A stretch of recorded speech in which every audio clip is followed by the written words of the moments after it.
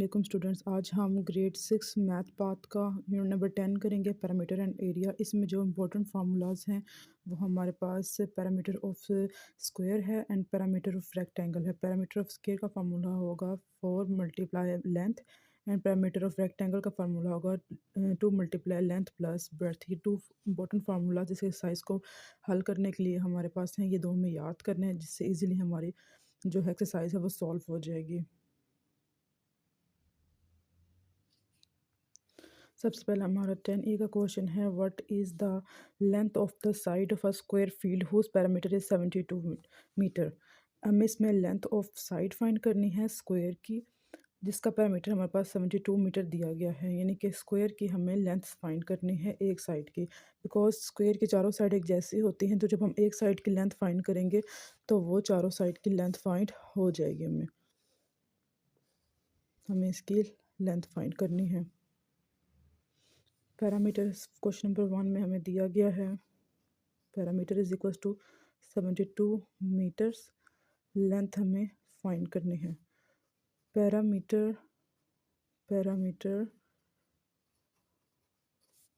Of square, इसका formula हमारे पास है 4 मल्टीप्लाई लेंथ। पैरामीटर हमारे पास क्या है 72 मीटर्स, 4 एंड लेंथ हमें फाइंड करनी है। 4 यहाँ लेंथ के साथ मल्टीप्लाई हो रहा है, यहाँ जाके हमें इसको 72 के साथ डिवाइड करना है।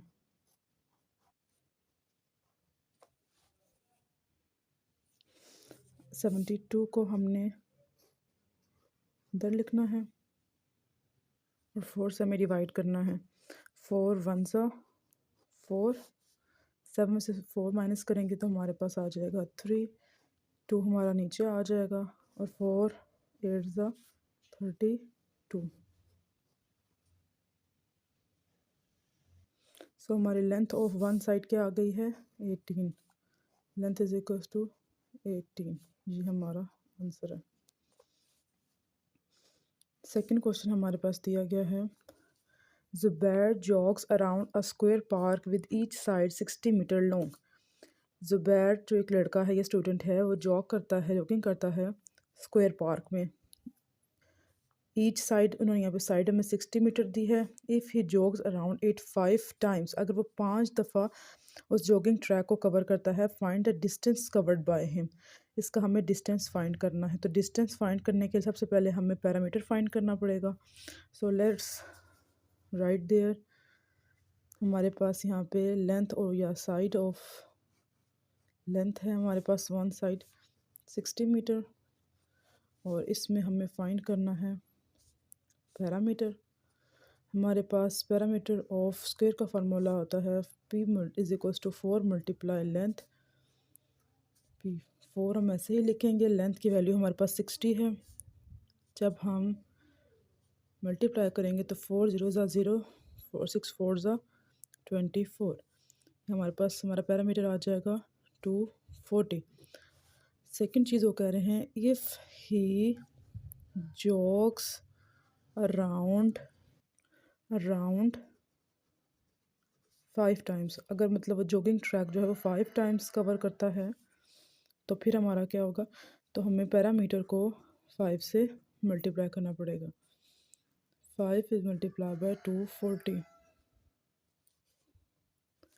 जब हम 240 को 5 से मल्टीप्लाई करेंगे, 5 0 0, 5 4 ज़ा 20, 5 2 ज़ा 10, 11 एंड 12, यानी कि 1200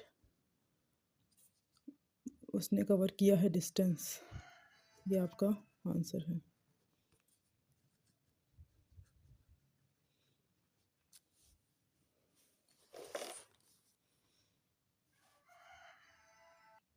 नेक्स्ट थर्ड क्वेश्चन है हमारा, the parameter of square is 24 meter, find its area. हमें इसमें इसका एरिया फाइंड करना है। उन्होंने हमें पैरामीटर यहाँ पे 24 मीटर दे दिया है। Let's find its area. So we can write parameter of square is 24 meters. We have to find area. So area of a square is formula side multiply side or length multiply length. So we can write length multiply length. So we do not have length there. सो हम parameter का formula use करके यहाँ से length find करेंगे। सबसे पहले parameter is 24 meters, 4 multiply length.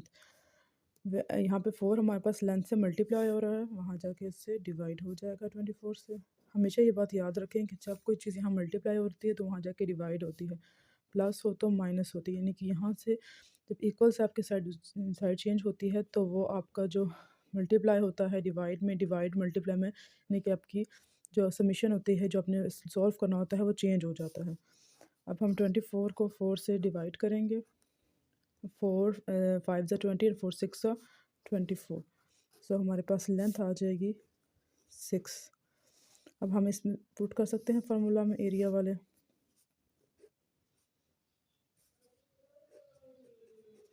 6 multiply by 6, सो हमारा area आ जाएगा 36। ये आपका आंसर है क्वेश्चन नंबर 3 का। देन हमारे पास क्वेश्चन नंबर 4 है, find the parameter of this shapes. In shapes का हमें पैरामीटर फाइंड करना है। हमें यहाँ पे 2 शेप्स दी गई हैं, एक रेक्टेंगल शेप है और एक स्क्वायर शेप है। हमें पहले इनका अलग अलग पैरामीटर फाइंड करना है, देन हमें इनको ऐड करके हमें टोटल शेप की जो है वो पैरामीटर बताना होगा। सो हमारे पास जो ये है, ये इसकी ये साइड जो है 2 सेंटीमीटर है। दैट मीन कि ऊपर वाली 1 सेंटीमीटर, नीचे वाली 1 सेंटीमीटर है। सो अगर हम इसको यहाँ पर लाइन अप करते हैं तो हमारे पास आ जाती है रेक्टेंगल की जो ब्रेथ है वो 3 सेंटीमीटर एंड लेंथ हमारे पास 1 सेंटीमीटर आ जाती है। सो हम इसको पैरामीटर ऑफ रेक्टेंगल फाइंड कर सकते हैं। इसको पैरामीटर ऑफ रेक्टेंगल का फार्मूला है 2 मल्टीप्लाई लेंथ प्लस ब्रेथ। तो हम ऐसे ही लिखेंगे, और लेंथ की हमारे पास वैल्यू है 1 प्लस ब्रेथ हमारी 3 है। 1 में जब 3 प्लस करेंगे तो ये 4 हो जाएगा, एंड देन 2 4 ज़ा 8। सो हमारे पास हमारी आ गई है 8 centimeter parameter of rectangle. Then parameter of square 4 multiply L. 4 हम ऐसे लिखेंगे, और स्क्वायर की जो है वो सारी साइड्स इक्वल होती हैं, तो ये 1 सेंटीमीटर है। 4 1 ज़ा 4। सो टोटल शेप की जो है वो पैरामीटर ऑफ शेप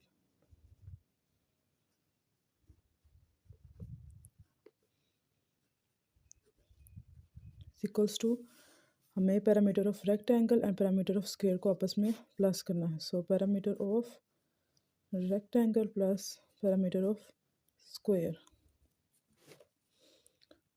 हम यहाँ पे पुट कर देंगे। पैरामीटर ऑफ रेक्टेंगल की 8 है एंड 4, सो हमारा आंसर आ जाएगा 12।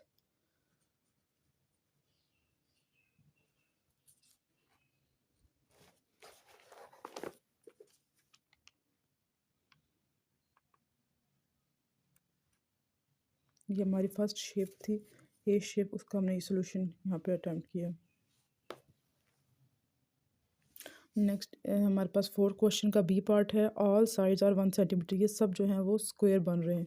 सो parameter is equals to 4 multiply L हो जाएगा, क्योंकि सब साइड्स एक जैसी हैं और 1 सेंटीमीटर हैं, तो 4 1 ज़ा 4, यानी कि parameter of all the shapes are 4।